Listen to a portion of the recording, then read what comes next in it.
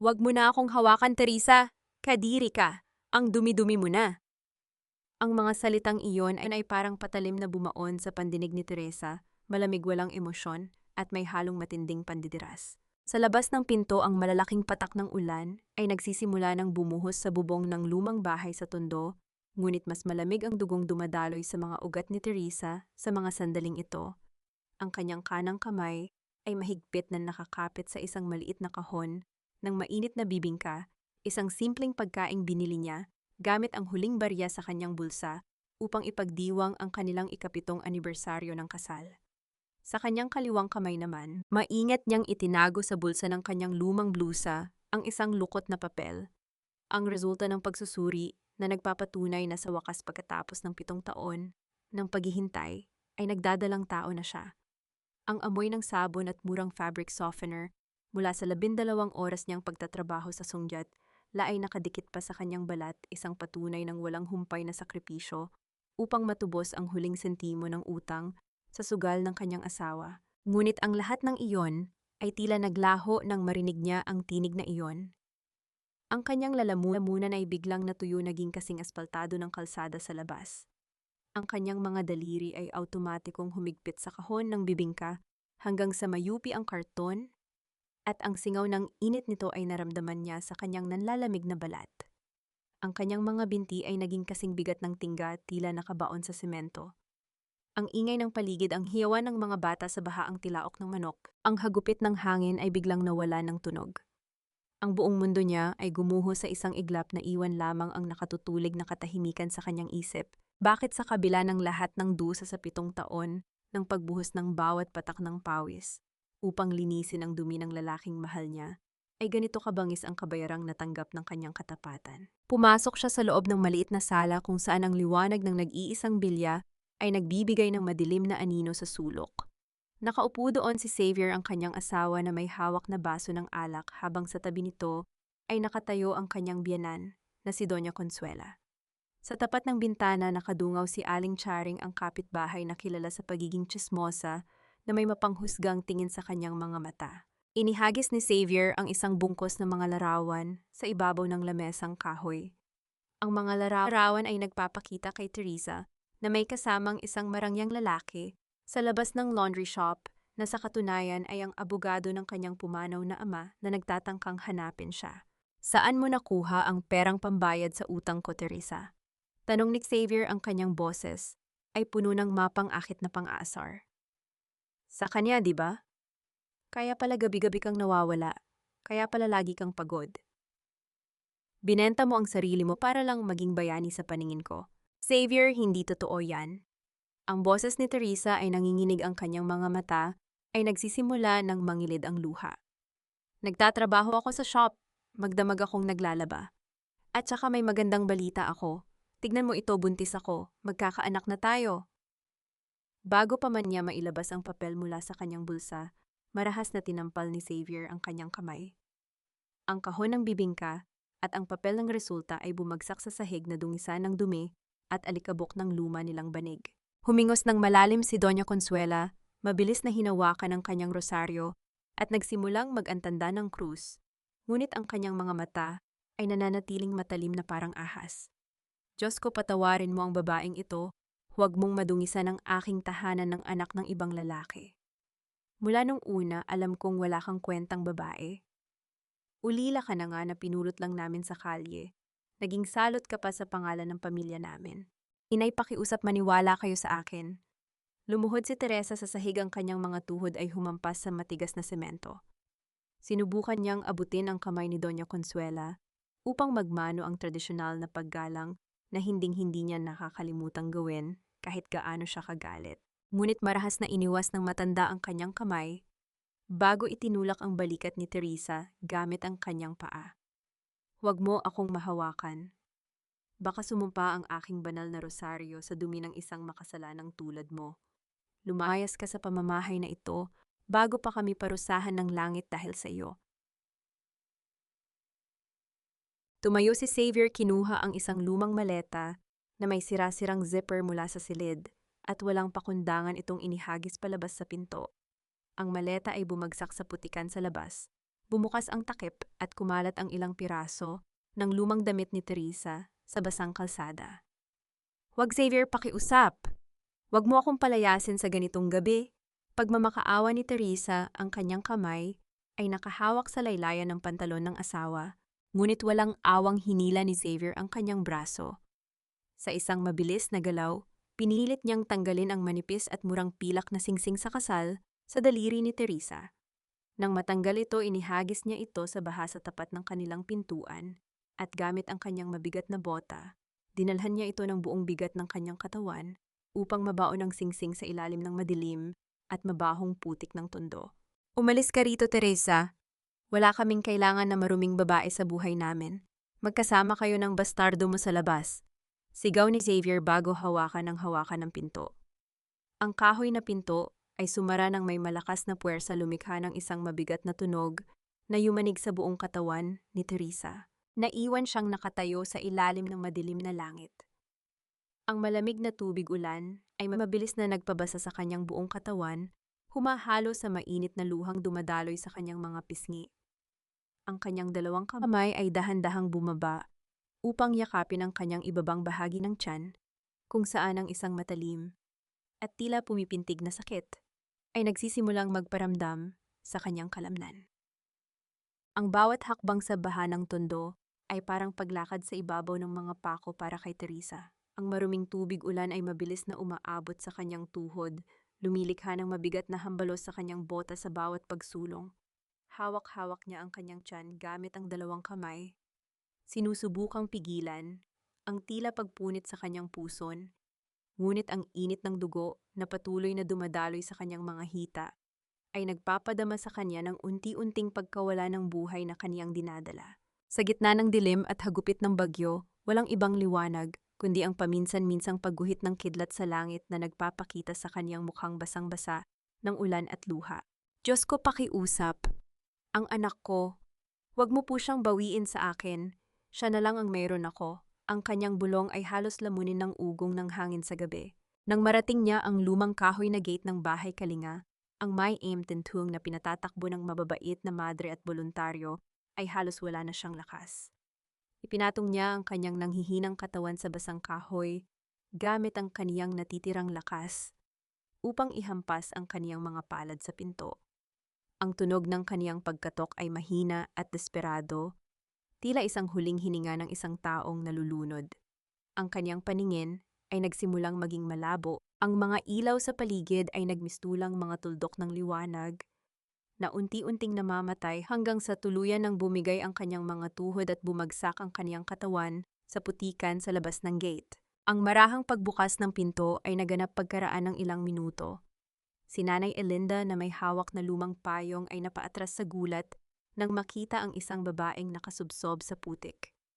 Nang iharap niya ang mukha nito sa liwanag, nakilala niya si Teresa. Ang kulay rosas na duster na suot ng babae ay nabahiran na ng madilim na kulay ang dugo na patuloy na kumakalat sa basang tela. Sa tulong ng iba pang mga kasama sa may-am, binuhat nila ang nanlalamig at walang malay na katawan ni Teresa patungo sa loob ng klinika ng shelter. Nang magising si Teresa, ang unang pumasok sa kanyang pang-amoy ay ang init ng langis at ang amoy ng malinis at tuyong kumot. Ang hangin ay patuloy pa ring humahampas sa bintana, ngunit ang lamig na kaniyang naramdaman kanina ay napalitan ng init ng makapal na kumot na nakatakip sa kaniyang katawan. Ang unang ginawa ng kaniyang kamay ay ang hapusin ang kaniyang tiyan. Ang kaniyang puso ay tila huminto sa pagtibok ng maramdaman ng kawalan. Ungtos dati-rati ay bahagyang matigas at may pag-asa ay naging patag malambot at walang anumang pintig ng buhay. Sa tabi ng kanyang higaan nakaupo si Nanay Elinda, hawak ang isang basang bimpo na ginagamit pampunas sa noo ni Teresa. Ang mga mata ng matanda ay mapula at puno ng matinding lungkot habang nakatingin sa kanya. "Anak, pasensya ka na. Ginawa namin ang lahat, ngunit wala na ang sanggol." Ang boses ni Nanay Elinda ay basag puno ng pakikiramay ng isang ina na nakakaunawa sa sakit na kailangang dalhin ni Teresa. Hindi sumigaw si Teresa. Hindi rin siya humagulhol ng malakas. Ang kaniyang mga mata ay nanatiling nakatitig sa isang mantsa ng tubig sa lumang kisame ng klinika. Tila doon niya hinahanap ang kaluluwa ng kaniyang anak. Isang solong patak ng luha ang gumulong mula sa kaniyang mata, patungo sa kaniyang tenga, ngunit ang kaniyang mukha ay nanatiling parang estatwa ng bato. Mas masakit ang kaniyang katahimikan kaysa sa anumang iyak ng pagdadalamhati.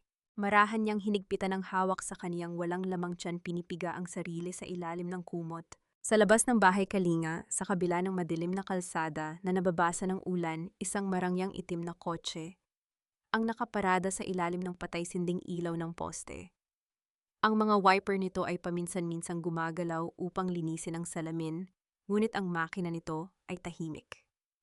Sa loob ng sasakyan, isang lalaking nakasuot ng mamahaling Amerikana ang nakatingin sa direksyon ng bintana ng klinika, kung saan naroon si Teresa ang kaniyang mga daliri ay mahigpit na nakahawak sa manibela. Sa loob ng silid dahan-dahang bumuka ang mga labi ni Teresa.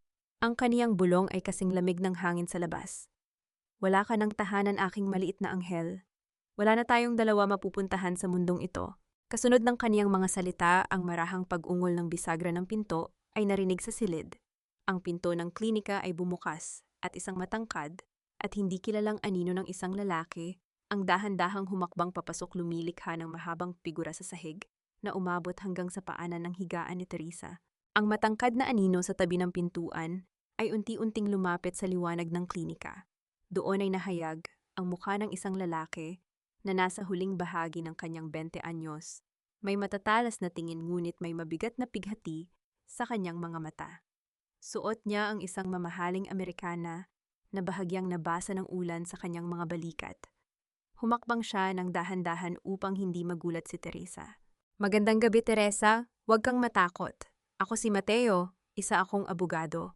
Ang kanyang boses ay mahina kasing lamig ng simoy ng hangin, ngunit may dalang kakaibang otoridad. Tumingin sa kanya si Teresa, gamit ang mga matang walang buhay, tila dalawang tuyong balon na wala ng tubig na maibubuhos pa. Sino ka? Sino ang nagpadala sa iyo rito? Kung galing ka kay Xavier o sa pamilya niya, sabihin mo sa kanila na wala na silang makukuha sa akin. Nakuha na nila ang lahat, pati ang anak ko. Umiling ng dahan-dahan si Mateo, lumapit sa tabi ng kaniyang higaan at marahang ipinatong ang isang leather folder sa ibabaw ng maliit na lamesang kahoy. Hindi ako ipinadala ni Xavier, Teresa. Nandito ako para sa tatay mo, si Don Fernando de la Vega.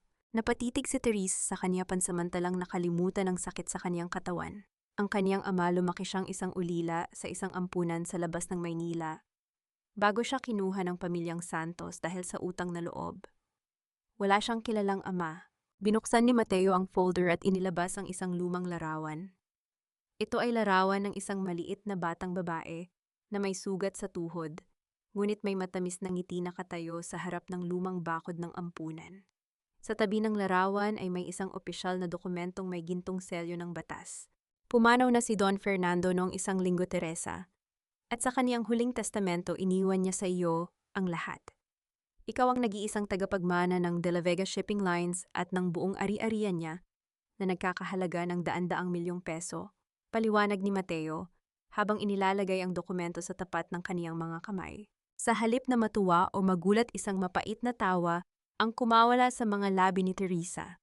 Ang tunog ng kaniyang tawa ay puno ng matinding pighati, isang tawa na mas masakit pakinggan kaysa sa iyak ng isang namatayan. Milyon-milyong peso para saan? Itinulak ni Teresa ang mga dokumento palayo sa kanya, dahilan upang malaglag ang ilan sa mga ito sa sahig. Maibabalik ba ng pera ng tatay ko ang anak ko na namatay sa kama na ito, ilang oras pa lang ang nakakalipas? Kung totoo siyang ama, nasaan siya nung nagugutom ako? Nasaan siya nung kailangan kong magtrabaho gabi-gabi para lang bayaran ang utang sa sugal ng asawa ko? Hindi nagalit si Mateo sa kaniyang pagtanggi. Lumingon siya sa mga nahulog na papel, dahan-dahang lumuhod sa sahig, at isa-isang pinulot ang mga ito ng may pag-iingat. Ang kaniyang mukha ay nagpakita ng isang malalim na dusa, isang lihim na pakiramdam ng pagkakasala na pilit niyang itinatago sa kaniyang kalooban. Itinago kanya dahil marami siyang kaaway sa mundo ng negosyo, Teresa. Gusto kanyang protektahan mula sa mga taong gustong pumatay sa kanya. Gabi-gabi siyang humihingi ng mga ulat tungkol sa iyo mula sa malayo. Hindi kanya kailanman kinalimutan at hinding-hindi niya ginustong iwan ka sa hirap. Sabi ni Mateo habang inilalagay muli ang mga papel sa folder. Sa sandaling iyon, pumasok si Nanay Elinda sa silid. May hawak na isang basong mainit na tsaa na may amoy ng luya at dahon ng pandan. Tumingin si Teresa sa matanda, ang kaniyang mga mata ay nagmamakaawa. Nanay Elinda, pakiusap, hayaan niyo po akong manatili rito. Magtatrabaho ako ng walang bayad. Magluluto ako, maglilinis, maglalaban ng mga kumot. Gusto ko lang po ng katahimikan. Ayoko nang bumalik sa mundong iyon. Sabi ni Teresa, ang kaniyang boses ay sumasamo. Tumango si Nanay Elinda at hinaplos ang ulo ni Teresa. Nakita ni Mateo na hindi pa ito ang tamang panahon upang pilitin si Teresa na tanggapin ang kaniyang kapalaran. Tumayo siya, isinabit ang kaniyang folder sa kaniyang bisig at lumakad patungo sa kusina ng May AM upang bigyan ng pribadong espasyo ang dalawang babae. Doon sa loob ng maliit at lumang kusina, tinalop ni Mateo ang mga manggas ng kaniyang mamahaling polo. Sa kabila ng kaniyang pagiging isang tanyag na abogado na hindi kailanman nakaranas ng pisikal na paggawa, nagsimula siyang maghugas ng mga madiduming baso at plato sa lababo upang matulungan si Nanay Elinda. Nais lamang niyang manatili sa malapit upang masubaybayan si Teresa mula sa malayo. Habang nakikipag-usap si Teresa kay Nanay Elinda, napalingon ang kaniyang tingin sa direksyon ng kusina. Nakita niya ang likod ni Mateo habang nagtatrabaho, ngunit napansin din niya ang isang puting sobre na bahagyang lumabas mula sa bulsa ng Amerikana ng abogado. Ang dulo ng sobre ay may pulang selyo ng wax na may tatak ng Pamilya Santos, ang pamilya ng kanyang asawa na si Xavier. Bakit may hawak na lihim na dokumento ng Pamilya Santos, ang abogado ng kanyang ama? Lumabas si Mateo sa ilalim ng hihip ng hangin. Sa labas ng May-am, nakatayo sa ilalim ng bubong habang pinapanood ang ulan na unti-unti nang humihina. Hinaplos niya ang kaniyang bulsa kung saan nakatago ang sobreng may pulang selyo. Kung malaman mo lang ang buong katotohanan, Teresa, na ako ang naging mitya kung bakit nagkaroon ng lakas ng loob si Xavier na saktan ka, mapapatawad mo pa ba ako? Bulong ni Mateo sa kaniyang sarili habang ang marahang tunog ng kampana ng May-am ay nagsisimulang tumunog sa madaling araw, hudyat ng pagsisimula ng panibagong umaga. Lumipas ang 3 linggo at ang sikat ng araw sa tondo ay tila nagbibigay ng bagong pag-asa sa bakod ng bahay Kalinga. Sa maliit na hardin ng May-am, kasama ni Teresa ang mga batang makulit at may sakit sa kanilang pagtatanim ng mga bulaklak na alas-10. Ang kaniyang mga daliri ay natatakpan ng basang lupa, ngunit sa pagkakataong ito ang lupang kaniyang hawak ay hindi mabaho at madumi tulad ng sa kalsada ng kaniyang nakaraan. Ito ay lupang nagdadala ng bagong halaman, nagdadala ng buhay. Ate Teresa, tignan mo po, lalaki ba itong itinanim ko? Lalabas ba ang kulay rosas na bulaklak nito? Tanong ni Jose, isang maliit na batang lalaki na may malalaking mata. Ngumiti si Teresa, ito ang kaniyang unang totoong ngiti pagkatapos ng maraming araw ng kadiliman. Oo, Jose. Alagaan mo lang ng tubig araw-araw. At kapag sumapit ang umaga, magbubukas ang kaniyang mga talulot upang batiin ka. Mula sa gate, dahan-dahang pumasok si Mateo. Ngayong araw, hindi siya suot ng kaniyang karaniwang mamahaling Amerikana. Suot niya ang isang simpleng puting t-shirt at pantalon, at may bitbit siyang 2 malalaking supot ng sariwang gulay at karne mula sa pamilihan. Kailangan niyo ba ng tulong sa kusina? Tanong ni Mateo, habang lumalapit sa kanila. Ang kaniyang buhok ay bahagyang gulo dahil sa hangin. Tumingin sa kanya si Teresa, may bahagyang pag-aalinlangan sa kaniyang mga mata. Abogado ka, Mateo. Baka masugatan ka lang sa kusina o masunog ang iyong mga kamay. Voluntaryo ako ngayon, Teresa. Sa ilalim ng bubong na ito, walang abogado, lahat tayo ay katulong. Sagot ni Mateo na may kasamang malambot na ngiti na nagpabilis ng tibok ng puso ni Teresa nang hindi niya sinasadya. Nagtulungan sila sa paghahanda ng tanghalian para sa mga bata. Nagluto sila ng sopas, isang mainit at masustansyang pagkain. Habang naghihiwa ng mga karot si Mateo, kitang-kita ang kaniyang kawalan ng sanay, ngunit ang kaniyang pagsusumikap ay labis na kahanga-hanga.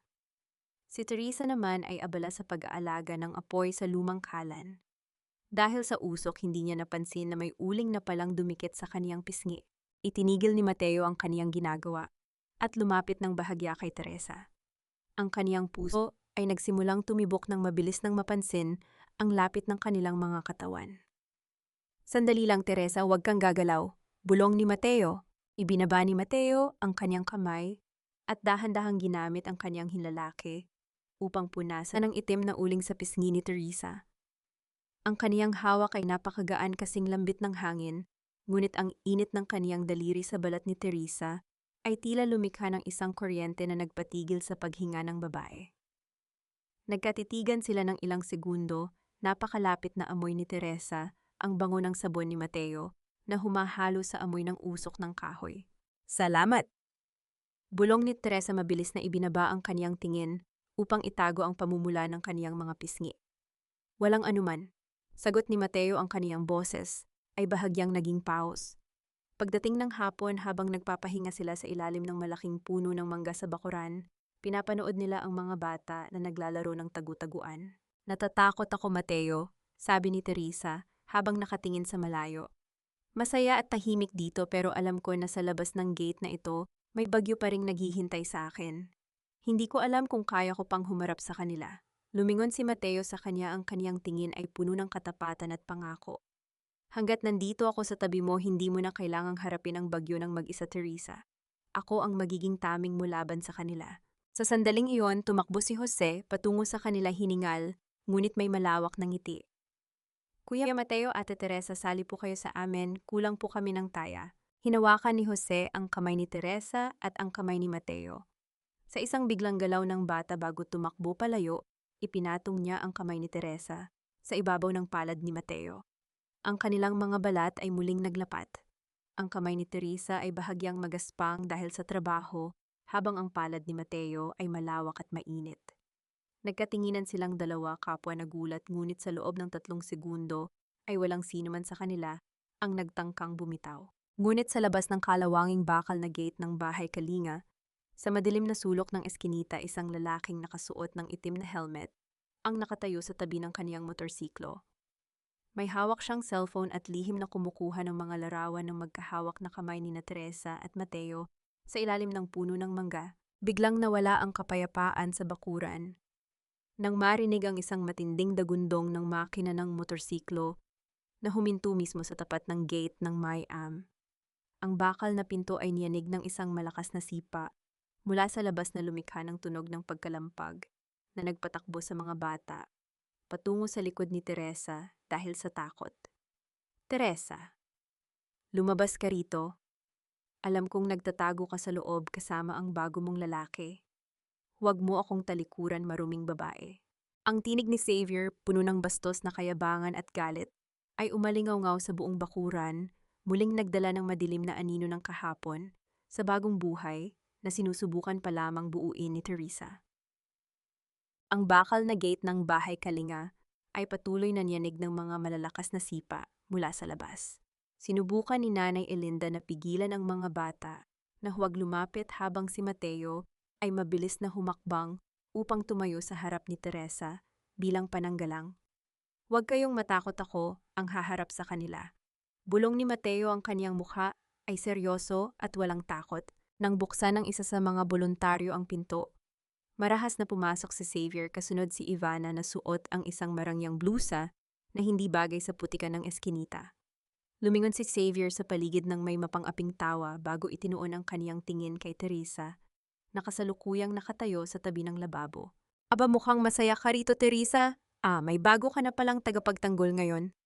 Sabi ni Xavier, itinuturo si Mateo gamit ang kaniyang bastos na daliri. Kaya pala nag-iinarte ka nung pinalayas kita dahil may nahanap ka ng bagong mapagkukunan ng pera. Xavier, wala ka ng karapatan na pumunta rito. Umalis kayo kung ayaw niyong tumawag ako ng mga opisyal ng barangay. Sagot ni Teresa, ang kaniyang boses ay kalmado ngunit may panginginig ng galit. Humarap si Xavier sa kanya, ang kaniyang mukha ay puno ng kasinungalingan at mapang-abusong pananalita. Wala akong pake sa barangay. Asawa mo pa rin ako sa batas, Teresa. Huwag kang magmalinis dito sa harap ng mga bata. Dahil sa pag-alis mo, nasira ang reputasyon ko sa buong Tondo. Lahat ng tao ay tinatawag akong walang kwentang asawa dahil iniwan mo ako. At ngayon nabalitaan kong may malaking pera ka raw na nakuha. Ibigay mo sa akin ang kalahati ng perang yan bilang kabayaran sa kahihiyang idinudulot mo sa akin. Oo nga, Teresa. Dagdag pa ni Ivana habang nakataas ang kilay. Huwag kang magpanggap na biktima rito. Alam naman nating lahat na mabilis kang makahanap ng kapalit nang wala pang isang buwan. Hindi na nakatiis si Nanay Elinda. Humakbang ang matanda sa harap ni Teresa upang protektahan ito. Umalis kayo rito. Walang puwang ang mga taong walang hiya at mapang-abuso sa loob ng bahay Kalinga. Iwan niyo si Teresa. Nairita si Ivana sa pakikialam ng matanda. Sa isang biglang galaw, marahas niyang itinulak si Nanay Elinda palayo. Ang marupok na katawan ng matanda ay nawalan ng balanse at humampas sa tuyong lupa ng bakuran na lumikha ng gasgas sa kaniyang mga tuhod. Nang makita ni Teresa ang kaniyang anyan na nakasubsob sa lupa, ang huling bahagi ng kaniyang pasensya ay tuluyang naglaho. Ang kaniyang mga mata ay nagbago mula sa pagiging mapagtiis at mahina ito ay naging kasing talas at kasing lamig ng isang pirasong yelo. Mabilis siyang lumapit kay Nanay Elinda at tinulungan itong tumayo. Dahan-dahang pinagpaga ni Teresa ang alikabok sa palda ni Nanay Elinda. Ang kaniyang mga kamay ay nanginginig hindi dahil sa takot, kundi dahil sa matinding galit na nag-aapoy sa kaniyang dibdib. Tumingin siya sa matanda nang may malalim na paggalang at pagsisisinhanra na ang kaniyang pananahimik ay nagdudulot lamang ng kapahamakan sa mga taong nagmamahal sa kaniya. Tumayo si Teresa at hinarap si Xavier. Ang kaniyang boses ay naging kasing lamig ng kamatayan. Huwag na huwag niyo uling hahawakan si Nanay Elinda. Lumingon si Teresa kay Mateo, nakasalukuyang nakatayo sa tabi niya, hawak ang kaniyang leather folder. Sa bulsa ng polo ni Mateo ay may nakasukbit na isang gintong fountain pen na may tatak ng De La Vega, isang gintong sagisag ng angkla ng barko. Mateo, sabi ni Teresa ang kaniyang tinig, ay may bagong otoridad na nagpatigil sa lahat ng tao sa bakuran. Dalhin mo rito ang testamento ng tatay ko. Ihanda mo ang mga papel. Pipirmahan ko na ang lahat. Isang mabilis na ngiti ng tagumpay at paggalang ang dumaan sa mukha ni Mateo. Inilabas niya ang gintong fountain pen at iniabot ito kay Teresa kasama ang mga dokumento ng paglilipat ng ari-arian. Nang makita ni Ivana ang gintong sagisag ng angkla sa hawak ni Mateo, biglang nagbago ang kaniyang mukha. Ang kaniyang balat ay naging kasing puti ng papel dahil sa takot. Nakilala niya ang tatak na iyon, ang sagisag ng De La Vega Corporation, ang pinakamalaking kumpanya ng barko sa bansa na may hawak din ng mga utang ng kumpanya ng kanyang sariling pamilya. Xavier, parang nakita ko na ang tatak na yan sa mga opisina sa Makati. Bulong ni Ivana, hinila ang manggas ng jacket ni Xavier sa takot. Ngunit si Xavier ay masyadong bulag sa kaniyang sariling kayabangan. Tumawa siya ng malakas puno ng pang-aasar kay Teresa. Pipirmahan? Anong pipirmahan mo, Teresa? Isang pirasong papel para sa libreng lugaw dito sa ampunan. Huwag kang magpanggap na mayaman. Isa ka lang ulilang walang kwenta at walang pera mula sa putika ng tondo. Humakbang si Xavier, pasulong itinuro ang mukha ni Teresa. Ganap na walang alam na ang kaniyang kapangyarihan ay opisyal nang nagsimulang gumuho sa mismong segundo na idinikit ni Teresa ang panulat sa papel. Makalipas ang 3 araw, ang matayog na gusali ng De La Vega Corporation sa Makati ay nagniningning sa ilalim ng sikat ng araw. Isang makintab na itim na sasakyan ang dahan-dahang huminto sa tapat ng malawak na selyadong pintuan ng kumpanya. Nang bumukas ang pinto ng sasakyan, unang lumapat sa semento ang isang mamahaling sapatos na may mataas na takong. Lumabas si Teresa, ngunit hindi na siya ang babaeng nakasuot ng lumang duster mula sa tondo. Suot niya ang isang maayos na emerald green na blazer at pantalon na gawa sa mamahaling tela na nagpapakita ng kaniyang hubog na may bagong tindig. Ang kaniyang buhok ay maayos na nakapusod at ang kaniyang mukha ay may kalmado ngunit matigas na ekspresyon. Sa kaniyang tabi, si Mateo ay nakatayo ng may paggalang, ginagabayan siya patungo sa pribadong elevator ng mga ehekutibo. Sa loob ng malawak na silid ng pagpupulong sa pinakatuktok ng gusali, ang mga miyembro ng board ng kumpanya ay kasalukuyang nagbubulungan. Marami sa kanila ang may pagdududa kung kaya ba ng isang babaeng lumaki sa hirap na pamunuan ang pinakamalaking kumpanya ng barko sa bansa. Inilagay ni Mateo ang mga opisyal na dokumento sa gitna ng lamesa. Mga kasama, ayon sa huling testamento ni Don Fernando, ang lahat ng kaniyang shares at kapangyarihan ay opisyal nang inililipat sa kaniyang nag-iisang biolohikal na anak, si Chairperson Teresa de la Vega. Nawala ang bulungan sa silid. Tumingin si Teresa sa kanila, ang kaniyang boses ay malinaw at walang bakas ng kaba. Salamat, Mateo. Ngayong araw gusto kong simulan ang aking unang utang bilang pinuno ng kumpanyang ito. Gusto kong i-audit ang lahat ng mga pautang at ari-arian ng kumpanya ng Pamilya Santos. Alamin niyo kung magkano ang utang ng kumpanyang iyon sa ating bangko. Mabilis na tumango ang mga ehekutibo, natatakot sa kakaibang lakas ng kaniyang presensya. Ang paglipat ng kapangyarihan ay naging mabilis at walang anumang hadlang. Samantala sa malawak na selyadong lobby sa ibaba sina Xavier at Ivana ay desperadong naghihintay sa tapat ng counter ng reception. Dahil sa hindi pagbabayad ng mga utang ng kumpanya ng Santos at ng butik ni Ivana, pansamantalang ipinatigil ng Bangko ng De La Vega ang kanilang mga account. Kailangan nating makausap ang manager ngayon, Xavier, kung hindi kukunin ng bangko ang bahay natin sa susunod na linggo. Sabi ni Ivana, ang kaniyang boses ay puno ng takot habang pinupunasan ng kaniyang pawis. Biglang bumukas ang pinto ng pribadong elevator.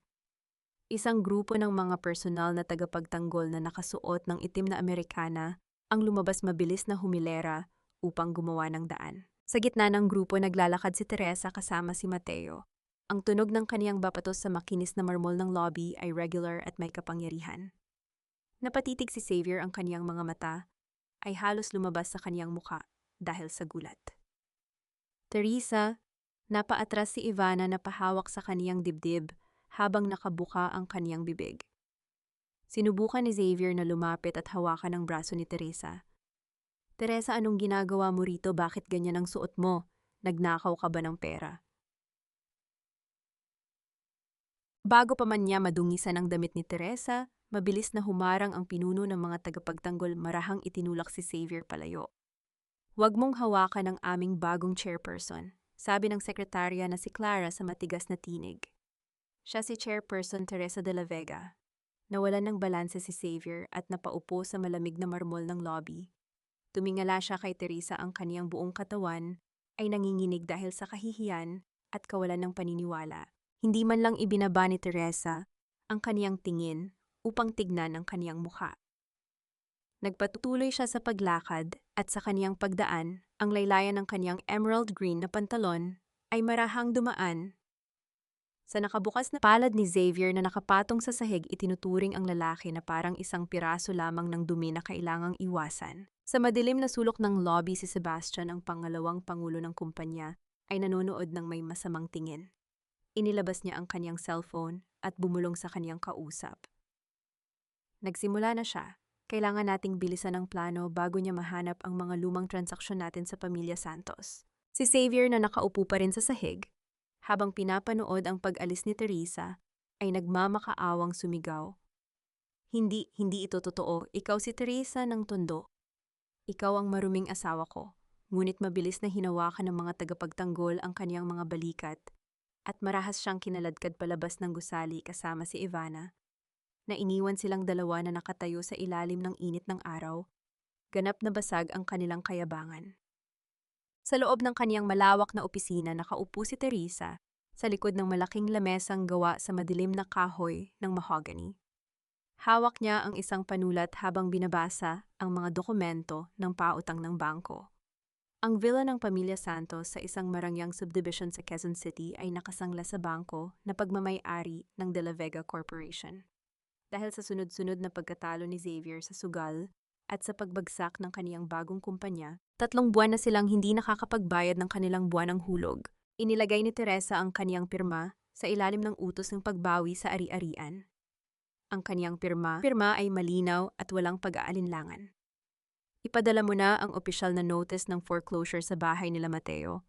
Sabi ni Teresa, ang kaniyang tinig ay walang anumang emosyon. Samantala sa loob ng villa ng Pamilya Santos, kasalukuyang ipinagmamayabang ni Doña Consuela ang kaniyang bagong biling velvet na sofa kay Aling Charing at sa ilang kapitbahay na kaniyang inanyayahan mula sa Tondo. Nais niyang ipakita sa lahat na marangya na ang kaniyang buhay salamat sa pera na ibinigay ni Ivana noong una. Tignan mo ito, Charing. Ang tela nito ay galing pa sa ibang bansa. Hindi tulad ng mga mumurahing basahan na nilalabhan ni Teresa noon sa laundry shop. Sabi ni Doña Consuela habang pinapaikot ang kaniyang mamahaling rosaryo sa kaniyang mga daliri tulad ng isang gintong alahas. Biglang bumukas ang pinto ng kanilang bakuran. Isang opisyal na kinatawan mula sa bangko, kasama ang dalawang sasakyan ng De La Vega Corporation, ang dahan-dahang huminto sa tapat ng kanilang pinto. Lumabas si Teresa kasama si Mateo at ang ilang opisyal ng batas. Mabilis na tumakbo si Doña Consuela sa pinto, sumisigaw ng may galit. Sino kayo para pumasok nang walang pahintulot sa aking pamamahay? Ngunit napatigil ang kanyang dila nang makita si Teresa na dahan-dahang humakbang papasok sa kanyang sala. Lumingon si Teresa sa paligid ng magandang bahay, tila sinusuri ang bawat sulok nito. Magandang hapon, inay, mukhang bago at maganda ang inyong mga kasangkapan ngayon. Sabi ni Teresa, ang kaniyang boses ay kalmado ngunit may dalang kakaibang lamig. Nang makabawi sa gulat si Doña Consuela, mabilis niyang ginamit ang kaniyang lumang paraan ng pagmamanipula at paggamit ng moralidad upang takutin si Teresa. Teresa, wala ka talagang utang na loob. Pinulot ka namin ng ulila at walang makain. Ang batas ng Diyos ay nag-uutos na igalang mo ang iyong mga magulang at biyanan. Parurusahan ka ng langit sa ginagawa mong pag-api sa isang matandang tulad ko. Sigaw ni Doña Consuela, itinataas ang kaniyang rosaryo na parang isang panangga. Lumapit si Teresa sa maliit na lamesa sa tabi ng sofa kung saan nakalagay ang isang nakakuadrong larawan ng Pamilya Santos na nakangiti. Dahan-dahang hinaplos ni Teresa ang salamin ng kuwadro gamit ang kanyang hinlalaki upang alisin ang isang maliit na alikabok bago ito marahang ipinatong ng nakataob sa ibabaw ng lamesa, isang tahimik na simbolo na ang panahon ng kanilang pamilya ay opisyal nang natapos. Humarap si Teresa kay Doña Consuela. Ang Diyos, nasaan ang Diyos nung palayasin niyo ako sa gitna ng bagyo habang nagmamakaawa ako para sa anak ko? Nasaan ang inyong utang na loob nung dinalhan niyo ako ng peking paratang upang kunin ang lahat ng aking pinaghirapan? Ang bahay na ito ay binili gamit ang pera ng bangko ng De La Vega. At dahil hindi kayo nagbayad, ako na ngayon ang nagmamay-ari ng inyong tirahan. Inilabas ni Mateo ang mga dokumento ng pautang mula sa kaniyang folder. Chairperson, ayon sa pagsusuri sa orihinal na pirma, may isang garantor na tumulong kay Xavier upang makuha ang pautang na ito mula sa ating bangko. Ilang taon na ang nakakalipas. Si Senyor Sebastian ang ating vice-presidente. Naningkit ang mga mata ni Teresa. Bakit tutulungan ng vice-presidente ng kumpanya ng kaniyang ama ang isang sugar roll na tulad ni Xavier? May mas malalim na lihim sa likod ng kumpanya na kailangan niyang alamin. Nang mapagtanto ni Doña Consuela na wala na siyang kawalan, biglang nawalan ng lakas ang kaniyang mga binti. Nabitawan niya ang kaniyang rosaryo sa sahig at dahan-dahang lumuhod sa paanan ni Teresa, umiiyak at nagmamakaawa ng may matinding takot sa kaniyang mga mata. Teresa, pakiusap, wag mong gawin ito sa akin. Saan ako titira? May sakit ako sa puso, baka kamamatay ako sa lansangan? Umatras ng bahagya si Teresa upang iwasan ang hawak ng matanda. Ang kaniyang boses ay naging kasing tigas ng semento. May 3 araw kayo upang bayaran ang buong utang na 10 milyong peso. Kung hindi, ang bahay na ito ay opisyal na selyado ng batas sa darating na Biyernes. Lumingon si Teresa at lumakad palabas ng villa. Iniwan si Doña Consuela na umiiyak sa sahig habang si Aling Charing ay dahan-dahang umaatras palabas dahil sa matinding takot. Ang araw ay dahan-dahang lumulubog sa likod ng Manila Bay, pinupuno ang langit ng mga kulay ng kahel lila at ginto. Ang simoy ng hangin mula sa dagat ay may kaunting amoy ng asin malamig at nagdadala ng pansamantalang kapayapaan. Naglalakad sina Teresa at Mateo sa kahabaan ng baywalk malayo sa ingay ng Makati at sa mga nakakapagod na usapin ng kumpanya. Ito ang kanilang unang pagkakataon na makasama ang isa't isa nang walang pinag-uusapang kontrata o utang. Salamat sa pagsama sa akin dito, Mateo. Sa loob ng opisina, tila hindi ako makahinga sa rami ng mga taong gustong kumuha ng kapangyarihan ko. Sabi ni Teresa, ang kaniyang boses ay mas malambot kaysa sa kaniyang karaniwang tinig bilang chairperson. Tumingin si Mateo sa kanya, ang kaniyang mga mata ay puno ng pag-aalaga. Naiintindihan ko, Teresa. Napakabigat ng pasan mo ngayon para sa isang babaeng dumaan sa napakaraming dusa. Pero tandaan mo, palagi akong nasa likod mo. Isang biglang hihip ng malamig na hangin ang umihip mula sa baybayin. Bahagyang nanginig si Teresa at hinaplos ang kaniyang mga braso. Nang walang anumang salita, dahan-dahang hinubad ni Mateo ang kaniyang kulay abo na Amerikana, at maingat na ipinatong ito sa mga balikat ni Teresa. Ang init ng katawan ni Mateo at ang kaniyang amoy ay tila bumalot sa kanya, nagbibigay ng pakiramdam ng kaligtasan. Napatigil sila sa paglalakad at nagkatitigan. May isang malalim na emosyon ang namuo sa pagitan nilang dalawa, isang tahimik na pagmamahal na dahan-dahang lumalago sa gitna ng bawat pagsubok. Sa sandaling iyon, isang tuyong dahon mula sa malapit na puno ang marahang nahulog at sumabit sa buhok ni Teresa. Inabot ni Mateo ang kaniyang kamay at maingat na tinanggal ang dahon sa kaniyang buhok. Nang yumuko si Teresa upang ayusin ang kaniyang suot, hindi itinapon ni Mateo ang dahon. Sa halip, lihim niya itong isinilid sa bulsa ng kaniyang polo, nais niyang panatilihin ang pisikal na alaala ng mapayapang hapon na ito kasama siya. Tumingin si Mateo sa kaniyang bihirang ngiti at naramdaman niya ang isang matinding kirot sa kaniyang dibdib, isang kirot ng lihim na kaniyang dinadala. Teresa, kung may magawa man akong malaking pagkakamali sa nakaraan na nakasakit sa iyo, mapapatawad mo pa ba ako? Tanong ni Mateo, ang kaniyang boses ay nanginginig sa takot at pagsisisi. Tumingin sa kanya si Teresa nang may pagtataka.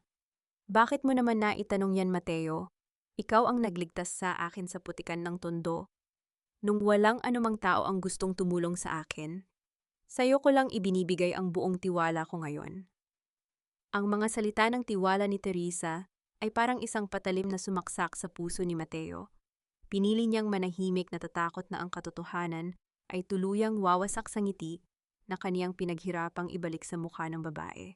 Nang gabi ring iyon, sa loob ng isang madilim na sulok ng tahimik na cafe, malapit sa Roxas Boulevard, nakipagtagpo si Mateo kay Jerry, isang pribadong investigador. Jerry, nasaan na ang mga orihinal na dokumento ng transaction ko kay Xavier nung nagsisimula pa lang ako? Tanong ni Mateo, ang kaniyang boses ay mababa at puno ng babala. Iniabot ni Jerry ang isang maliit na dilaw na sobre.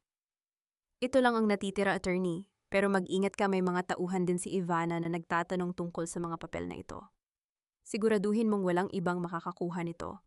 Sunugin mo ang lahat ng iba pang kopya. Sabi ni Mateo habang iniabot ang isang makapal na sobre ng pera bilang kabayaran.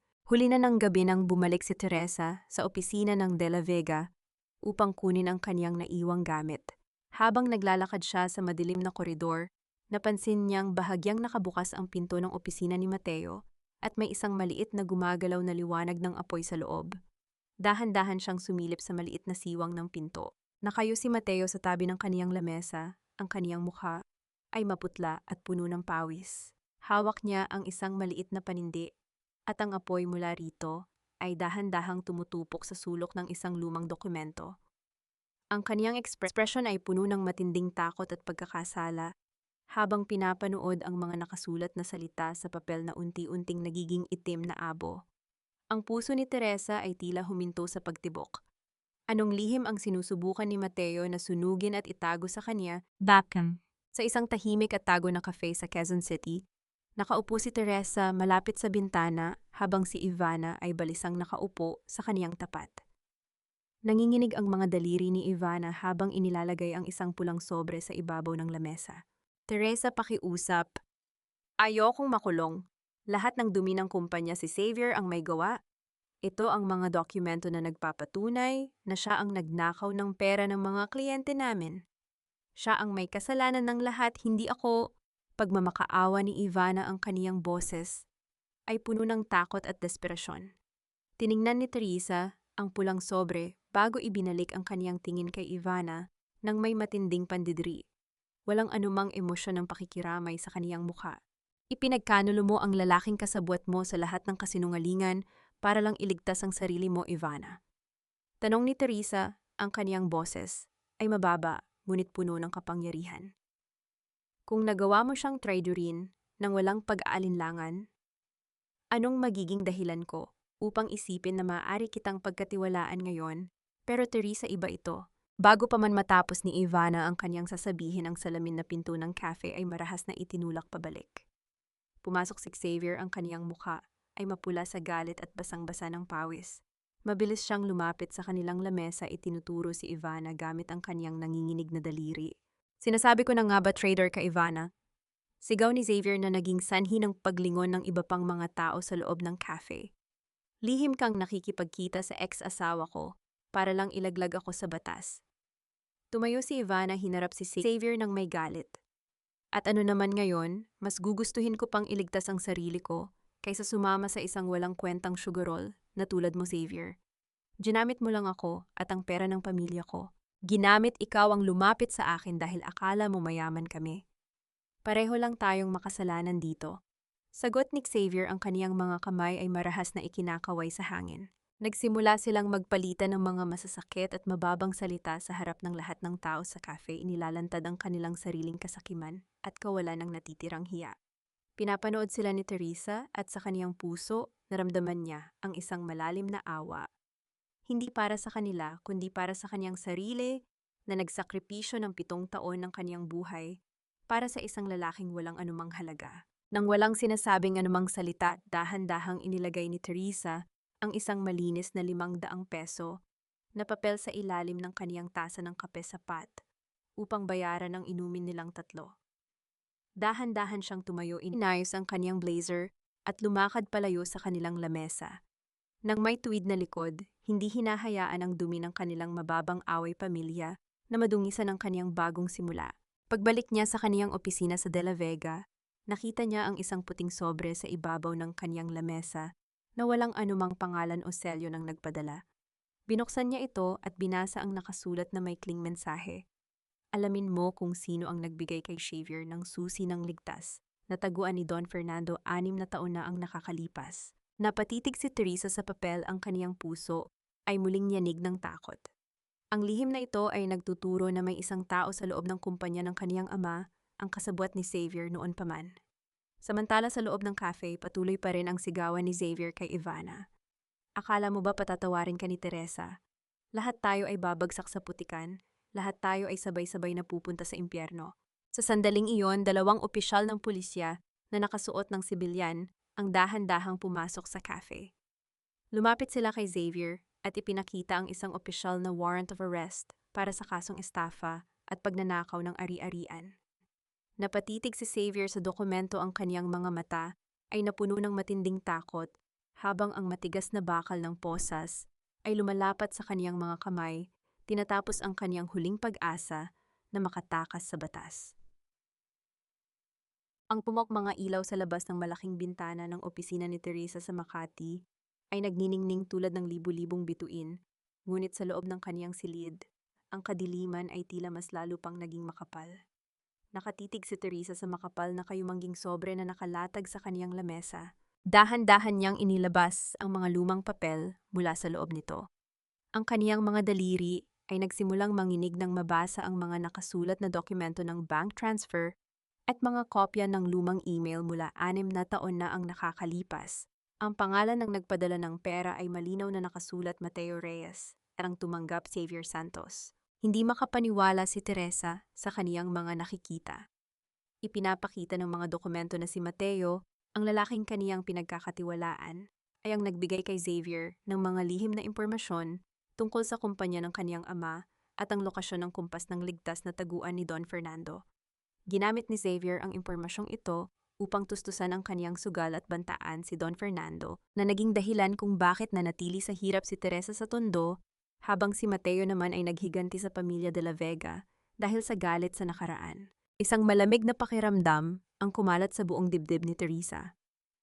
Ito ang pinakamasakit na uri ng pagkakanulo. Ang taong umakay sa kanya palayo sa putikan ay siya rin palang nagbigay ng latigo sa kanyang nang-api noon.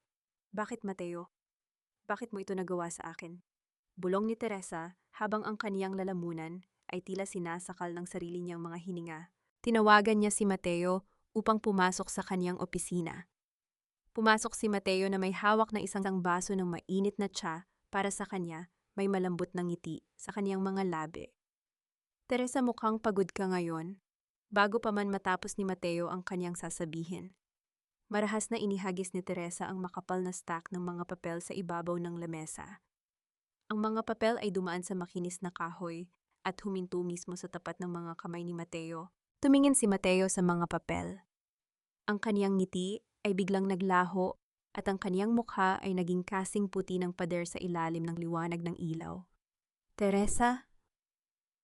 Totoo ba ito, Mateo? Tanong ni Teresa, ang kaniyang boses ay napakahina, ngunit puno ng isang nakakatakot na sakit. Ikaw ang nagbigay kay Xavier ng kapangyarihan upang sirain ang buhay ko. Ikaw ang kasabwat niya noon upang maghiganti sa tatay ko.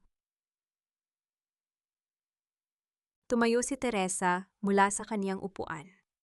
Sa likod ng kaniyang lamesa, nakasabit sa sabitan ng kulay abo na Amerikana na ipinatong ni Mateo sa kaniyang mga balikat sa Manila Bay noong nakaraang araw. Dahan-dahan siyang lumapit dito, kinuha ito at tiniklop ng may matinding kaayusan at pag-iingat. Lumakad siya pabalik sa lamesa at dahan-dahang ipinatong ang tiniklop na Amerikana sa tapat ni Mateo, isang tahimik, ngunit nakakadurog ng pusong simbolo ng tuluyang pagtatapos ng anumang ugnayan sa pagitan nilang dalawa. Teresa, gusto kong ipaliwanag. Galit ako sa tatay mo noon dahil sa pagkamatay ng nanay ko. Hindi ko alam na ikaw ang kaniyang anak. Hindi ko alam na ikaw ang masasaktan ng ganito. Sabi ni Mateo, ang kaniyang mga mata ay napuno ng luha ng pagsisisi. Itinaas ni Teresa ang kaniyang kamay upang patigilin si Mateo. Sapat na, Mateo. Ang tiwala ay hindi parang damit na kapag napunit ay maaari mo na lang tahin uli ng walang bakas. Umalis ka na.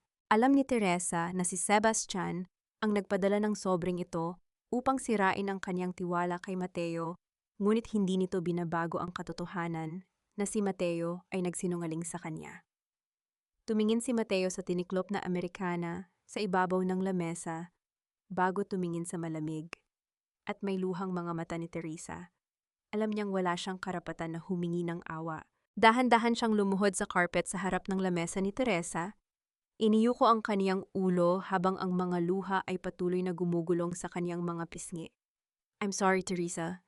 Hindi ko ipagtatanggol ang sarili ko. I'm sorry. I accept any punishment from you. Ang gabi ay muling naging madilim at mabigat para kay Teresa.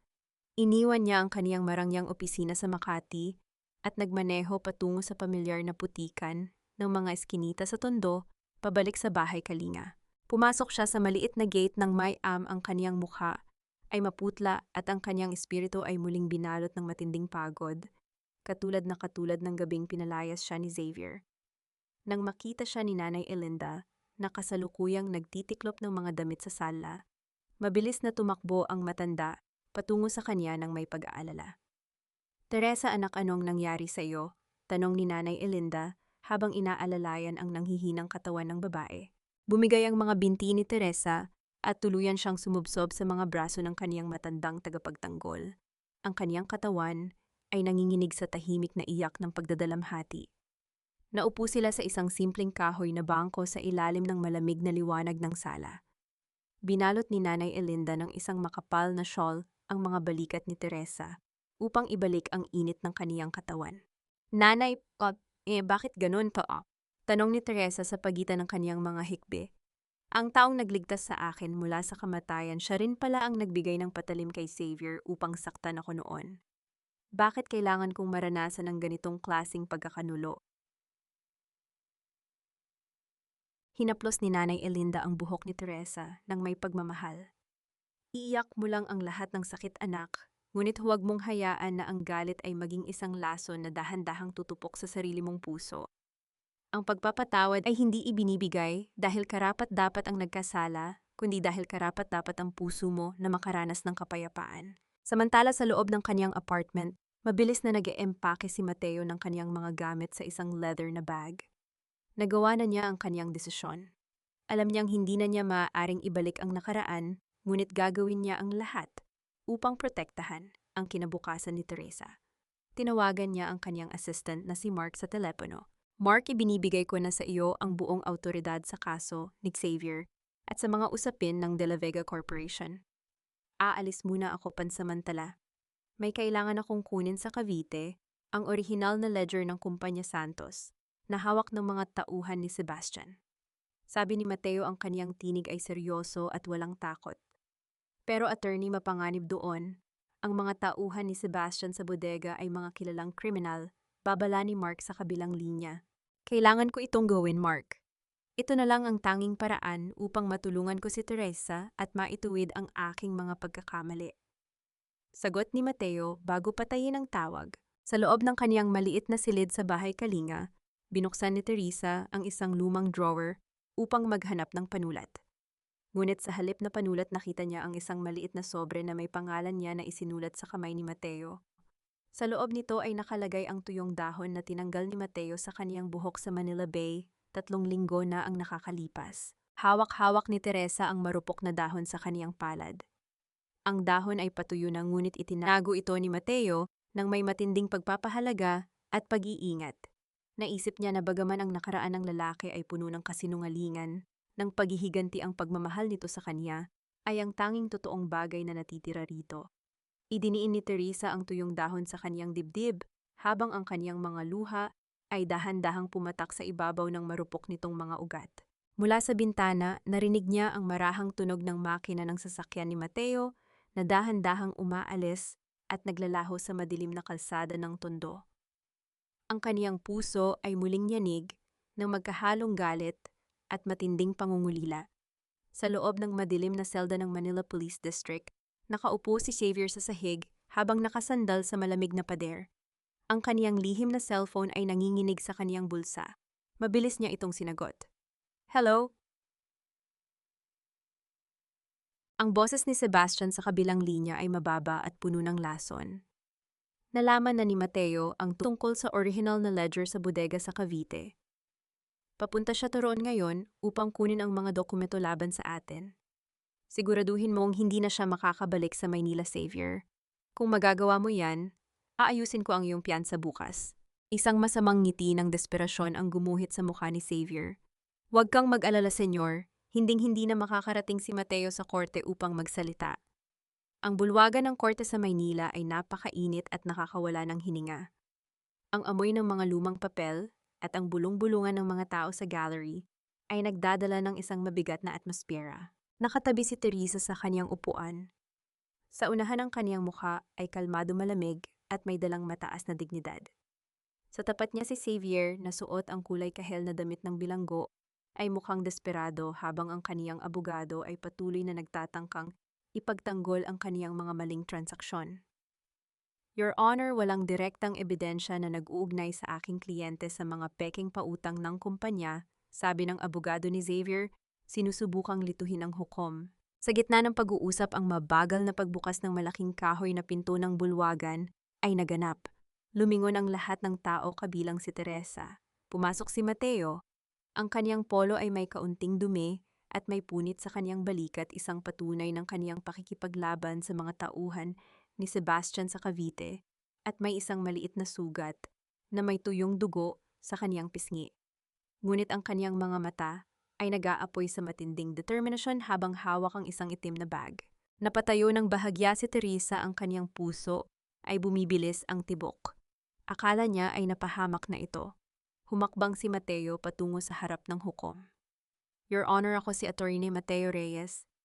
Nandito ako upang magbigay ng aking testimonya bilang saksi at iharap ang orihinal na ledger ng Santos Construction na naglalaman ng lahat ng illegal na transaction ni Xavier Santos kasama si Senyor Sebastian. Nang buksan ang ledger sa harap ng korte, ang lahat ng kasinungalingan ni Xavier ay tuluyang gumuho. Dahil sa matinding takot na makulong ng habang buhay at mawalan ng lahat ang kaniyang instinct sa pagliligtas ng sarili, ay nangibabaw. Hindi ako ang nagplano nito, si Ivana. At ang aking ina, sila ang nag-utos sa akin na kunin ang pera. Sigaw ni Xavier, itinuturo ang kaniyang nanginginig na daliri sa kaniyang ina na nakaupo sa gallery. Si Inay, si Doña Consuela ang nagsabi sa akin na gumawa ng peking kumpanya upang makuha ang ari-arian ni Teresa. Napatayo si Doña Consuela mula sa kaniyang upuan sa gallery. Ang kaniyang mukha ay mapula sa galit at ang mga ugat sa kaniyang leeg ay lumabas dahil sa matinding uat. Walang hiya kang bata ka. Ako pa ang isasama mo sa dumi mo. Pinalaki kita ng maayos, ibinigay ko sa iyo ang lahat. Sigaw ni Doña Consuela habang ang kaniyang kamay ay nanginginig sa galit. Iligtas mo ang sarili mo, Xavier, pero huwag mo akong idamay. Ang marahas na paghampas ng kahoy na maso ng hukom sa lamesa ay narinig sa buong bulwagan upang ibalik ang kapayapaan. Order in the court. Maupo kayong lahat. Pinanood ni Teresa ang tagpong ito ng may malalim na katahimikan. Ang pamilyang nagpahirap sa kanya, ang asawa at biyenan na nagtapon ng kaniyang singsing sa putikan, ay kasalukuyan ng nagkakagatan at nag-aaway-away para sa sarili nilang kaligtasan. Ito ay isang napakakaawang-awang tagpo. Sa gitna ng kaniyang pagsigaw, nabitawan ni Doña Consuela ang kaniyang mamahaling gintong rosaryo sa sahig. Ang mga butil nito ay nagkahiwa-hiwalay at gumulong sa ilalim ng mga upuan. Isang matinding simbolo na ang kaniyang banal-banalang maskara ay tuluyan ng nadurog at nawalan ng halaga sa harap ng katotohanan. Tumingin si Mateo kay Teresa mula sa witness stand. Ang kaniyang tingin ay puno ng tahimik na pagsisisi at matinding debosyon. Nais niyang ipahiwatig na handa niyang ibigay ang kaniyang buhay upang ibalik ang hustisya sa babaeng mahal niya. Nang ideklara ng hukom ang recess, bago ang pagbasa ng hatol lumabas si Mateo ng korte upang kunin ang kaniyang mga gamit sa sasakyan. Ngunit sa labas ng gusali isang madilim na sasakyan na may maitim na salamin ang kasalukuyang naghihintay malapit sa pasukan. Isang kaduda-dudang lalaki na nakasakay sa motorsiklo ang bumulong sa kaniyang radio. Nakuha niya ang letter at naibigay sa korte. Gawin na natin ang plano ngayon. Dumating ang umaga ng Biyernes at ang harap ng villa ng Pamilya Santos sa Quezon City ay napuno ng mga opisyal ng bangko, mga sheriff ng korte, at napakaraming usisero mula sa kapitbahay kabilang si Aling Charing na mukhang hindi mapakali sa kaniyang kinatatayuan. Ang mga sheriff ay naglagay ng isang malaking dilaw na papel na may nakasulat na foreclosed sa gitna ng magandang kahoy na pinto ng bahay. Ito ang opisyal na tatak ng pagbawi ng batas sa ari-arian. Si Doña Consuela ay marahas na pinalabas ng mga opisyal mula sa loob, dala lamang ang isang maliit at lumang bag. Ang kaniyang mamahaling kasuotan ay gulo-gulo at ang kaniyang mukha ay puno ng matinding galit at kahihiyan. Huwag niyo akong hawakan, akin ang bahay na ito. Si Xavier ang may utang, hindi ako. Sigaw ni Doña Consuela, ngunit hindi siya pinakinggan ng mga sheriff habang sinaselyuhan ng gate. Nakatayo siya sa labas ng kalsada habang ang mga dating kaibigan at kapitbahay ay nagbubulungan at nagtatawanan sa kaniyang likod. Ang matinding kahihiyan or hiya ay tila isang lason na dahan-dahang sumasakal sa kaniyang buong pagkatao. Sa isang sandali, biglang nanginig ang kaniyang kanang kamay, ang kaniyang mukha ay dahan-dahang napipi sa kanang bahagi, at ang kaniyang mga binti ay tuluyang nawalan ng lakas. Bumagsak si Doña Consuela sa tuyong lupa, hindi makapagsalita at hirap na huminga dahil sa atake ng stroke.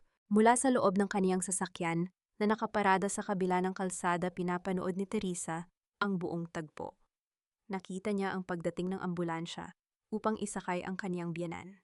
Hindi siya ngumiti ng may tagumpay.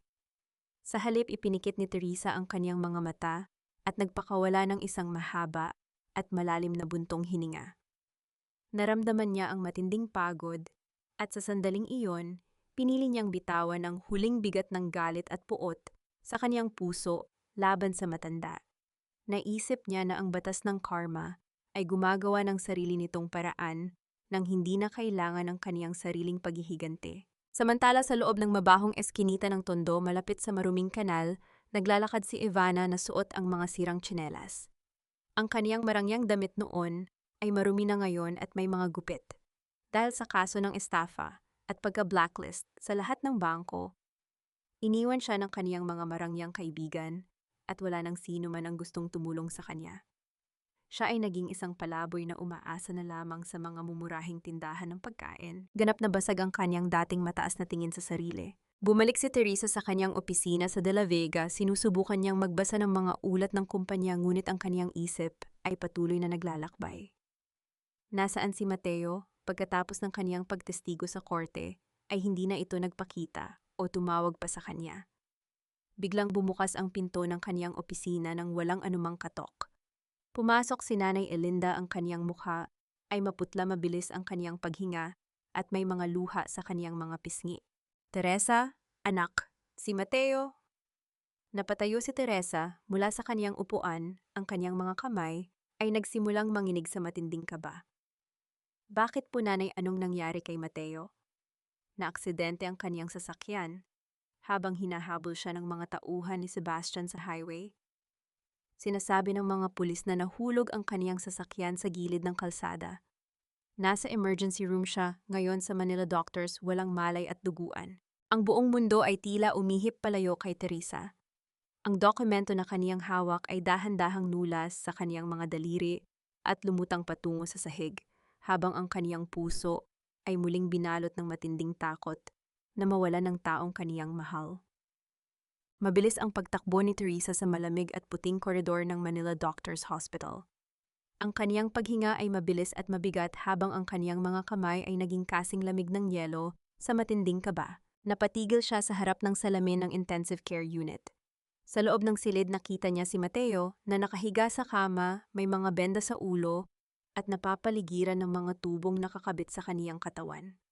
Ang kaniyang dibdib ay dahan-dahang tumataas at bumababa habang ang kaniyang mukha ay maputla at puno ng mga pasa mula sa matinding aksidente. Ipinatong ni Teresa ang kaniyang palad sa salamin, ang kaniyang puso ay parang pinupunit sa matinding sakit. Lumapit sa kanya si Mark, ang assistant ni Mateo, nang walang anumang ingay. Hawak niya ang isang maliit at lumang leather na tala-arawan or diary. Chairperson, iniwan po ito ni attorney sa akin bago siya pumunta sa Cavite. Sinabi niya na kung may mangyari man sa kanya, ibigay ko po ito sa iyo, sabi ni Mark habang iniabot ang tala-arawan. Binuksan ni Teresa ang unang pahina ng diary. Nabasa niya ang mga isinulat ng kamay ni Mateo tungkol sa kaniyang matinding pagkakasala at dusa. Isinulat doon ni Mateo na ang pagkamatay ng kaniyang ina ang nagtulak sa kanya upang maghiganti noon, ngunit ang pagtatagpo nila ni Teresa ang nagpabago sa kaniyang buong mundo. Isinulat niya ang kaniyang panata na protektahan si Teresa mula sa malayo kahit na alam niyang kapuputan siya ng babae kapag nalaman ang katotohanan. Mahal kita, Teresa.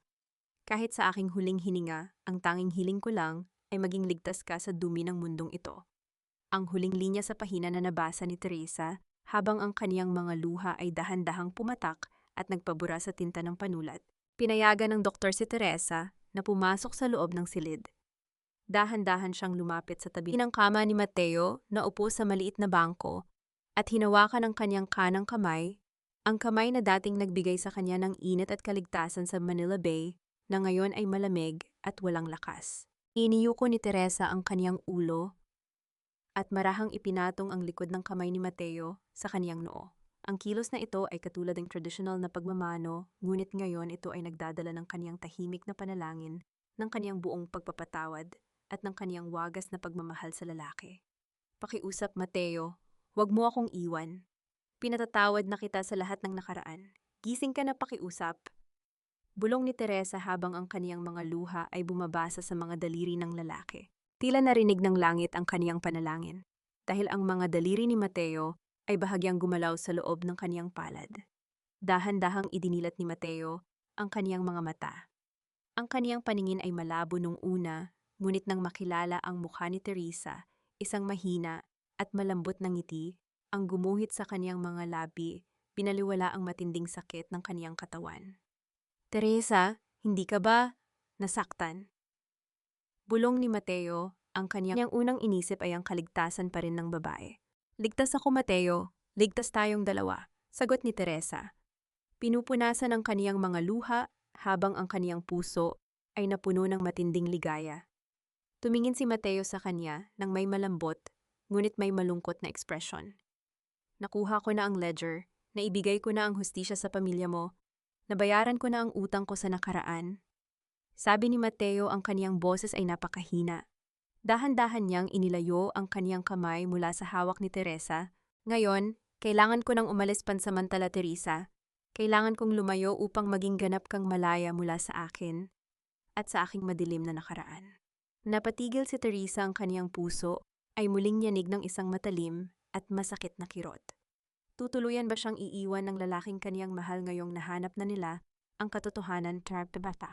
Ang sikat ng araw ay napakaliwanag sa ibabaw ng bagong tayong gusali ng Bahay Kalinga Foundation sa isang tahimik na bahagi ng Maynila. Ang paligid ay napapaligiran ng mga namumukadkad na kulay rosas na alas-10 at dilaw na bulaklak, nagdadala ng amoy ng sariwang halaman at bagong simula. Nakatayo si Teresa sa gitna ng entablado, suot ang isang simpleng puting damit na gawa sa seda. Ang kaniyang mukha ay napakaaliwalas, malayo sa lungkot at dumi ng kaniyang nakaraan. Gamit ang isang gintong gunting marahan niyang ginupit ang pulang laso upang opisyal na buksan ang pinakamalaking may-am para sa mga kababaihan at bata na naging biktima ng pang-aabuso. Ang tunog ng masiglang palakpakan ng mga tao sa paligid ay umalingaw-ngaw nagdadala ng init sa kaniyang dibdib. Sa kaniyang tabi umiiyak sa galak si Nanay Elinda. Iniabot ni Teresa sa matanda ang mga opisyal na dokumento ng paglilipat ng pamamahala ng foundation. Nanay Elinda, para sa inyo at sa mga bata ang lugar na ito. Kayo ang nagbigay sa akin ng bagong buhay nung walang-wala ako, at ito ang aking paraan ng pagbabalik ng utang na loob. Sabi ni Teresa ng may malambot na tinig. Salamat, Teresa, anak. Napakabuti ng iyong puso. Sigurado akong ipinagmamalaki ka ng iyong ama mula sa langit. Sagot ni Nanay Elinda habang mahigpit na niyayakap si Teresa. Matapos ang seremonya, naglakad si Teresa patungo sa tahimik na bahagi ng hardin sa likod ng gusali. Doon sa ilalim ng malawak na anino ng isang malaking puno ng balete, nakatayo si Mateo.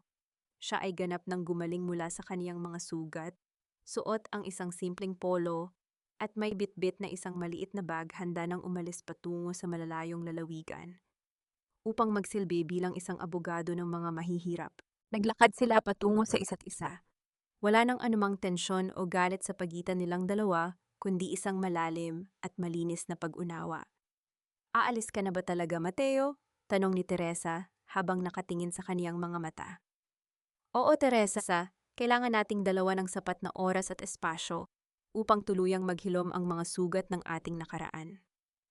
Sagot ni Mateo na may kasamang malambot na ngiti. Gusto kong magsimula muli kung saan walang anumang lihim sa pagitan natin. Inilabas ni Teresa ang kaniyang kamay mula sa bulsa ng kaniyang puting damit at inilagay ang isang simpleng pilak na singsing sa palad ni Mateo. Ang singsing na ito ay walang anumang bato, napakasimple, ngunit kumakatawan sa kalayaan at bagong simula. Hindi ito tali upang pigilan ka, Mateo. Ito ay simbolo na malaya ka na mula sa iyong nakaraan.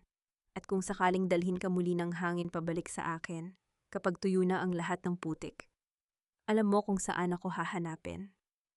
Sabi ni Teresa, ang kaniyang mga mata ay puno ng banayad na pag-asa. Isinara ni Mateo ang kaniyang palad, hinawakan ng mahigpit ang pilak na singsing at idiniin ito sa kaniyang dibdib. Salamat, Teresa. Hihintayin ko ang araw na iyon ng may malinis na puso. Nagpalitan sila ng isang huling malambot na tingin baho, dahan-dahang tumalikod si Mateo at lumakad patungo sa gate ng may-am. Hindi umiyak si Teresa. Sa halip, naramdaman niya ang isang ganap na kapayapaan sa kaniyang isip. Naglakad siya patungo sa dulo ng hardin na nakaharap sa Manila Bay. Ang gintong huanghon ng Maynila ay nagpinta ng langit sa pinakamagandang kulay ng kahel at ginto. Ang kaniyang likod ay tuwid na tuwid, ang kaniyang ulo ay nakataas ng may dignidad. Iniwan na niya ang lahat ng abo ng paghihiganti, ang hirap ng tondo at ang kasinungalingan ng pamilya Santos. Siya na ngayon ay si Chairperson Teresa de la Vega, isang matatag na babae na lumabas mula sa Baguio ng may wagas na lakas at pag-asa. Dahan-dahan siyang humakbang pasulong patungo sa maliwanag na sikat ng araw, ganap na malaya at handa na para sa kaniyang bagong bukas. Lumipas ang 3 taon, tulad ng isang mahinang agos ng ilog. Ang bagong gusali ng bahay kalinga sa isang tahimik at luntiang bahagi ng Rizal ay nababalot ng gintong liwanag ng umaga. Ang mga bulaklak na alas-10 ay namumukadkad ng may iba't ibang kulayng rosas, dilaw at pula sa tabi ng maayos na daang bato, sumasayaw sa ilalim ng banayad na simoy ng hangin. Nakahawak si Teresa sa isang 6 na buwang gulang na sanggol na nagngangalang Esperanza na iniwan sa pintuan ng may-am ilang buwan na ang nakakalipas.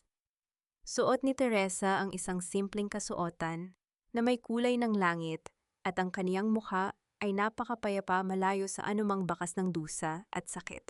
Dahan-dahang itinaas ng maliit na sanggol ang kaniyang malambot na kamay at hinawakan ang pisngi ni Teresa bago magpakawala ng isang mahina at masayang tawa. Ipinikit ni Teresa ang kaniyang mga mata, marahang idiniin ang kaniyang mukha sa maliit na palad ng bata. Ang pangarap ng pagiging isang ina na marahas na kinuha sa kanya sa ilalim ng bagyo sa Tondo ay bumalik sa kanya sa ibang paraan, isang mas malawak, mas banal, at mas makabuluhang paraan. Siya ay naging ina hindi lamang ng isa, kundi ng napakaraming batang nangangailangan ng kalinga. Nabuo niyang muli ang kaniyang kaluluwa mula sa mga abo ng kasinungalingan. Inisip ni Teresa ang kaniyang nakaraan. Kahapon lang ibinalita sa kanya ni Mark na ang apela ni Xavier ay tuluyan ng tinanggihan ng korte at mananatili ito sa loob ng kulungan habang buhay.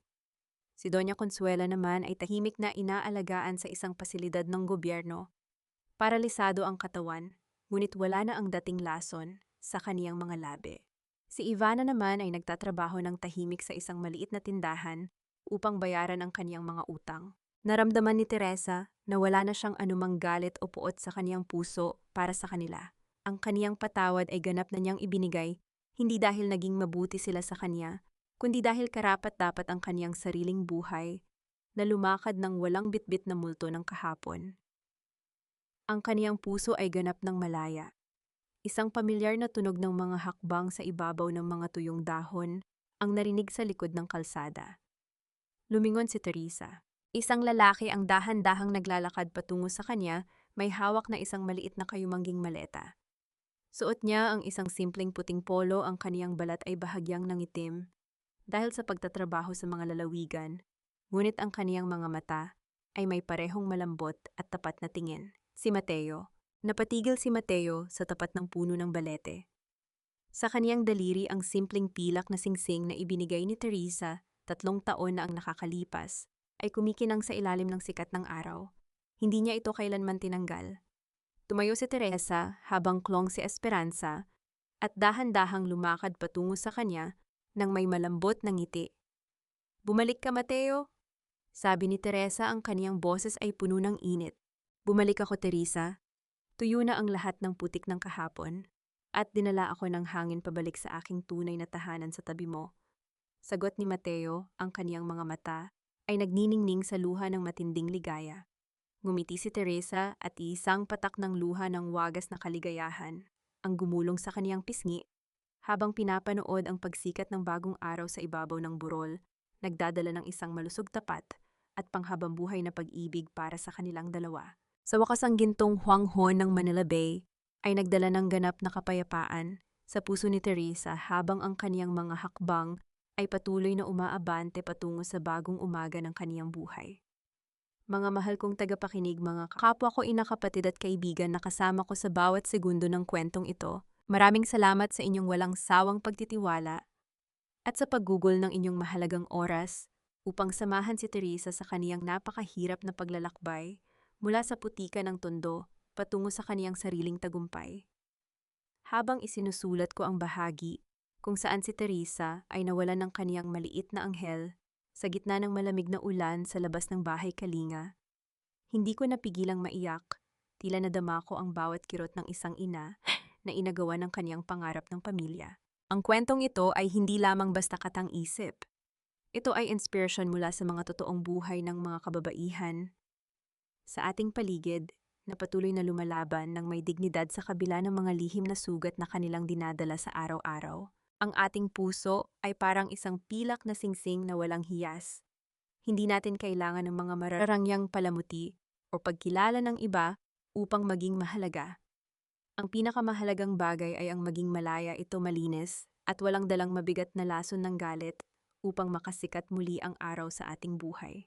Para sa inyo, tama ba ang naging desisyon ni Teresa na patawarin si Mateo, ngunit bigyan muna ng oras ang kanilang mga sarili bago magsimulang muli? Kung kayo ang nasa kaniyang kalagayan, kaya niyo rin bang bitawan ang puot upang makahanap ng ganitong uri ng kapayapaan? Habang naririnig niyo ang aking tinig ngayon, nasaan po kayo? At anong trabahong bahay ang inyong kasalukuyang ginagawa? Marahil ay nagluluto kayo para sa hapunan ng pamilya, nagtutupi ng mga bagong labang damit, o nagpapahinga matapos ang isang mahabang araw ng pagtatrabaho. Sana ay naging mabuti at mapayapang kasama ang kwentong ito sa inyong hapon. Huwag po kayong mag-atubiling iwanan ng inyong mga saloobin at sariling karanasan sa comment section sa ibaba. Tandaan ninyo na sa lugar na ito, laging may handang makinig at umunawa sa inyong mga kwento. Kung nagustuhan nyo ang ating paglalakbay, maaari nyo pong i-like at i-share ang video na ito upang maabot natin ang iba pang mga pusong nangangailangan ng pag-asa. Naway pagpalain kayo ng may kapal ng kapayapaan, kalusugan, at isang pusong kasing tatag ng kay Teresa na kayang tumayo sa sarili niyang mga paa Ano man ang dambuhalang bagyong dumating. Pamagat ng kwento ang pilak na singsing ng Tondo Paunawa. Ang lahat ng mga karakter at sitwasyon sa kwentong ito ay katang-isip lamang nilikha para sa layunin ng libangan at upang maghatid ng positibong mensahe sa buhay.